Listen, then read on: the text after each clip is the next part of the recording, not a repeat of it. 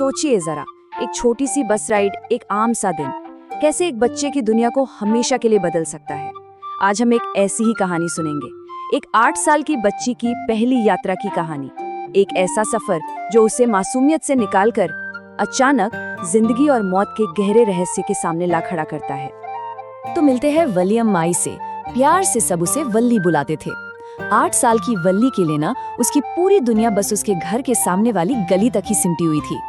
उसका कोई हमउम्र दोस्त तो था नहीं, इसलिए उसका सबसे पसंदीदा काम था अपने दरवाजे पर खड़े हो जाना और बस बाहर गली में चल रही जिंदगी को देखते रहना।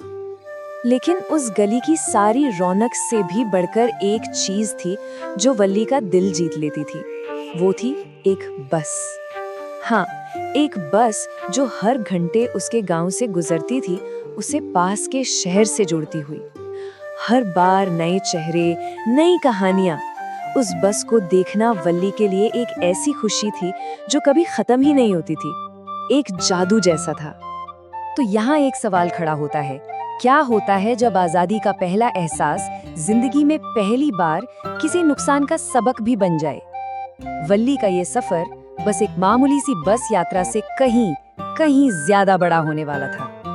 तो कहानी शुरू होती है एक बहुत ही जबरदस्त इच्छा से, बस की सवारी का सपना।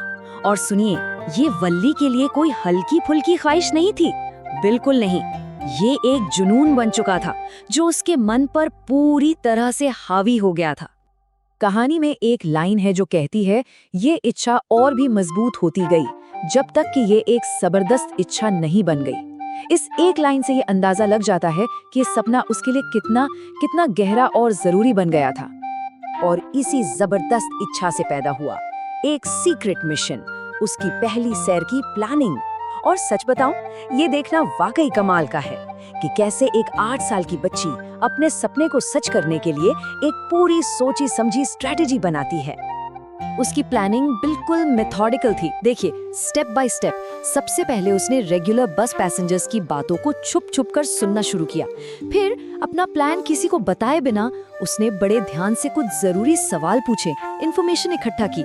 उसने सारी जरूरी डिटेल्स को जोड़ा और आखिर में अपने मन को मारकर हर छोटी मोटी चीज खरीदने की इच्छा को दबाकर एक एक सिक्का बचाया। पता है कितने पैसे? पूरे 60 पैसे, 60 पैसे आने जाने का किराया। अब एक ऐसी बच्ची के लिए जिसने शायद इतने पैसे एक साथ कभी देखे भी नहीं थे, ये रकम एक खजाने से कम नहीं थी। गांव से शहर तक का 1 वे सफर था, 45 मिनट्स का, और दूरी थी लगभग 6 मील। और टाइम उसने चुना दोपहर 1 बजे की बस। क्यों? क्योंकि ये टाइम उसकी माँ के दोपहर में सोने के टाइम से बिल्कुल मैच करता था। देखा, हर कदम कितना सोच समझकर उठाया गया था। और फिर वो दिन आ ही जाता है।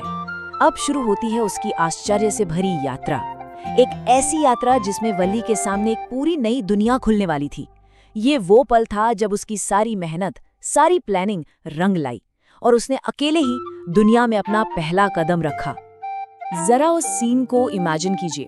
एक नन्हा सा हाथ बिल्कुल हुक्म देने वाले अंदाज में उठता है। वल्ली बस को रोकवाती है और कंडक्टर की हेल्प को मना करके बिल्कुल शान से अकेले बस में चढ़ जाती है। उसकी आजादी, उसका कॉन्फिडेंस पहले ही सेकंड से साफ दिख रहा था। और जब एक बुजुर्ग ने उसे बच्ची कहकर टोक दिया तो उसने पूरे कॉन्फिडेंस से क्या जवाब दिया, सुनिए। उसने कहा, यहाँ कोई बच्चा नहीं है, मैंने भी बाकी सब की तरह अपने 30 पैसे दिए हैं। उसकी नजर में वो बस एक बच्ची नहीं थी, वो एक जिम्मेदार टिकट खरीदने वाली पैसेंजर थी। बस की खिड़की से वल्ली ने वो दुनिया देखी जो उसने पहले कभी नहीं देखी थी। एक तरफ नहर, ताड़ के पेड़, दूर दूर तक फैले हरे भरे खेत, और फिर अचानक एक जवान गाय पूंछ हवा में उठाए बस के आगे आगे दौड़ने लगी। और ये नजारा ये इतना मजेदार था कि वल्ली हंसते हंसते रो पड़ी खुशी के मारे। लेकिन ये खुशी ज्यादा देर नहीं टिकने वाली थी। कहानी अब एक ऐसे मोड़ पर आती है जहां वल्ली का सामना होता है मौत से, उसकी घर वापसी की यात्रा पर। शुरू में वापसी का सफर भी उतना ही मजेदार था। वल्ली बिल्कुल बोर नहीं हो रही थी, हर चीज को उसी एक्साइटमेंट से देख रही थी। लेकिन फिर उसने कुछ ऐसा देखा जिसने सब कुछ बदल दिया। और यही वो पल था। वो ही गाय जो जाते वक्त जिंदगी और खुशी का सिंबल थी, वो ही गाय अब लौटते वक्त सड़क के किनारे बेजान पड़ी थी। जो सीन पहले हंसी का कारण बना था, अब वो ही इतना भयानक, इतना डरावना लग रहा था। एक पल में ही जिंदगी और उसका सारा आकर्षण जैसे खत्म हो गया था। उस मरी हुई गाय की तस्वीर उसके दिमाग में जैसे चिपक गई। उसके सारे उत्साह, सारी खुशी पर पानी फिर गया। अब उसकी खिड़की से बाहर देखने की कोई इच्छा नहीं बची थी।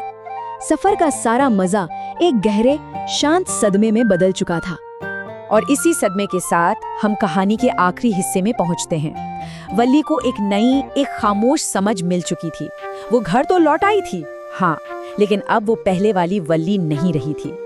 जब वल्ली घर पहुंची तो उसने देखा कि उसकी माँ और चाची बातों में लगे हुए हैं। उन्हें इस बात का जरा भी अंदाजा नहीं था कि वल्ली अभी अभी कितने बड़े, कितने गहरे अनुभव से गुजरी है। बाहर की दुनिया तो वैसी ही चल रही थी, लेकिन वल्ली के अंदर बहुत कुछ बदल चुका था। और ठीक उसी वक्त उसकी माँ अपनी चाची से एक ऐसा सवाल पूछती है जो अनजाने में ही वल्ली के एक्सपीरियंस से बिल्कुल जुड़ जाता है। वो कहती हैं, हम हर चीज के बारे में कैसे जान सकते हैं, और जब हम किसी चीज के बारे में जान भी लेते हैं तो हम अक्सर उसे पूरी तरह से समझ नहीं पाते, है ना? और इस पर वल्ली एक गहरी सांस लेती है और धीरे से कहती है, ओ हाँ, बस इतना सा जवाब। लेकिन इस छोटे से जवाब में पूरी दुनिया का अनुभव छिपा था।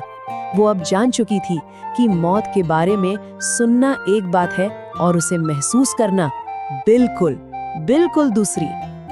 वो नहीं चाहती थी कि कोई उसके इस मुस्कान का मतलब समझे, पर इसकी कोई खास उम्मीद भी नहीं थी।